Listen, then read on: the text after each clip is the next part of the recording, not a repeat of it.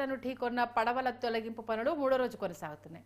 67, 68, 69 గేట్ల వద్ద 4 పడవలు చిక్కుకోగా ఈ నెల 30 తేదీ మధ్యాహ్నం నుండి వాటి తొలగింపు ప్రక్రియను ఆరంభించారు. ముందుగా ఓ భారీ పడవను ముక్కలు చేయడం ప్రారంభించారు. పడవలు అధిక బరువు, మధ్యలో 3 లేయర్లతో ఇనుప గడ్డర్లు ఉండడంతో వాటిని అడ్డంగా కోసేందుకు సిబ్బంది శ్రమిస్తున్నారు. విశాఖపట్నం నుంచి వచ్చిన డైవింగ్ బృందం గంటల తరబడి నది లోపల 12 అడుగుల లోతులోకి వెళ్లి బోటును గ్యాస్ కట్టర్లతో ముక్కలు చేస్తున్నారు. నిన్నటి వరకు 40 మీటర్ల వెడల్పు ఉన్న ఒక బోటును ముక్కలు చేయడం దాదాపు పూర్తయింది.